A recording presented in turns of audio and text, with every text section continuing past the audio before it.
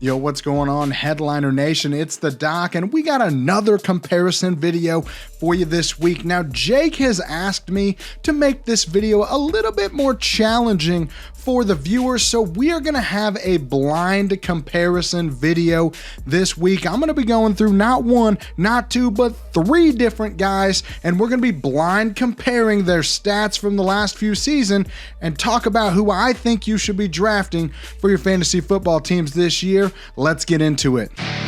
All right, just like last week, we got 5 major categories that we're going to be comparing these players in. First up, we got the price. What's it going to cost to get them on our fantasy teams? What about their prior production? What have you done for me lately? Their boom bust rates. I want to know how many times they win me a week, how many times they lose me a week. What about the potential of the offense that they're working in? What does it look like this year compared to last year's? And does it have a potential to be one of the best offenses in the league? And then finally, we got red flags. What are some things that I'm worried about heading into this season for this player? All right, first up, we got the price category, and player 1 is the most expensive of these 3 players. He's going inside the top 3 rounds, most likely in the late second to middle of the 3rd round. Now, player 2 does still have a decent price tag going inside the top 5 rounds, but most likely he's falling in that 5th through 6th range in your fantasy drafts. And player 3 is actually the cheapest of the 3 and is going to win this category. He's going in the 9th or 10th round. He's just a little bit cheaper, but we're going to see he is comparable to these 2 guys. All right, next up, we are going to look at their prior production. Where did they finish among their peers over the last 2 seasons? Now, player 1 has that expensive price tag, but has proven that he can be a consistent fantasy asset, finishing with not 1, but 2 top 5 finishes in 2022 and 2021. Player 2, though, can hang with him a little bit. He did finish 2nd overall at their position last year, but had a disappointing 2021 over only 15th overall that year. And player 3, he's kind of right in the middle, not finishing at that high end like the first 2 guys, but did finish 7th in total points last season and 13th in 2021. Next up, we are going to look at these players' boom bust rates. The reason I look at this stat specifically is I want to know how often are they winning me a week and how often are they not producing at all for my fantasy team. Now, player 1 is going to take this category again with an incredible 62% of his games over the last 2 seasons, finishing inside the top 12 at his position, and only 9% of the time, 3 games out of 32 games over the last 2 years, has he finished outside of the top 24. Now, player 2 does have a pretty solid resume as well. 58% of the time he is finishing inside the top 12, but he is busting a little bit more than both of the other 2 players we're comparing him with at 17% of the time outside of the top 24.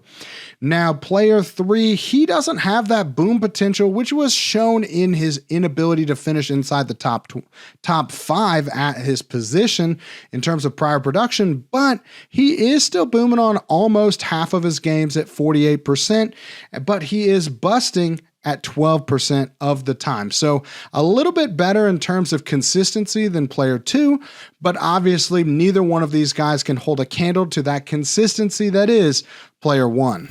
The next category we're going to look at is their offense's potential. How do they fit inside of the schemes that they're playing in? And player 1 is not going to take the advantage here because in 2022, his team was 19th in team points per game, 28th in passing yards per game, and pass attempts per game. So this is clearly not a pass-first offense.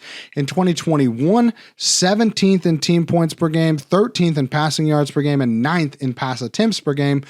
But I don't know if it really matters because the team just hired a brand new offensive coordinator and added 3 brand new pass catching options this offseason, and their plan is to throw more this year. So can we really take this trend and bring it forward into this year? I don't really think so. The team also has the advantage of having arguably one of the 5 best quarterbacks in the NFL. Now, player 2, he is going to win this category because his team was 7th in team points per game last year, 5th in passing yards per game, and 3rd in pass attempts. This is a pass friendly offense. In 2021, they were 14th in team points per game, 11th in passing yards per game, and pass attempts per game. So for the last 2 years, they have run a ton of passing plays, and that is their second season under their offensive coordinator. The first time in 5 years that their quarterback has had the same offensive coordinator for the second year in a row. Their quarterback, though, I don't know if he's really a top 5 guy. He's more of a top 15 or top 20 guy. So more of a middle of the road quarterback, but a better scheme overall.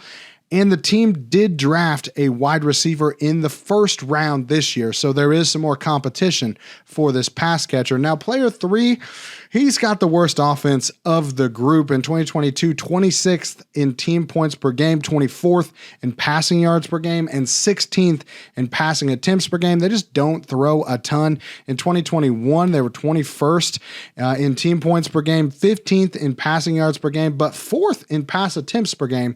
So took a huge dive last year compared to 2 years ago, but that's probably due to the fact that they are starting a brand new rookie quarterback as of 2022.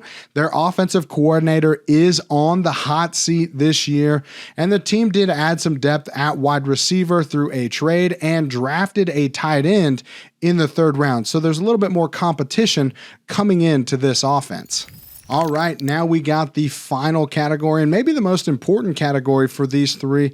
We're talking about the red flags. Now, player 1 did regress in 2022 compared to his 2021 season, despite a similar overall finish. Huge drop in yardage as well as touchdowns last year compared to 2021. Is that 2021 season a fluke for him? That's a red flag. And his quarterback has not been healthy for the fantasy playoffs each of the last 2 seasons. Major hint there.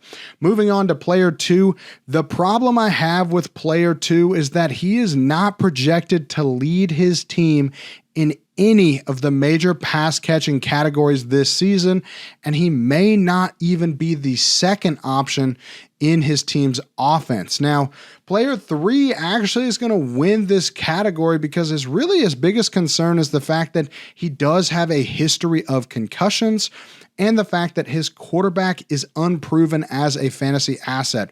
Remember, he was playing with a rookie quarterback last year. There is a chance that that quarterback could take a step forward, but there's also a chance that he could just be not that good at football.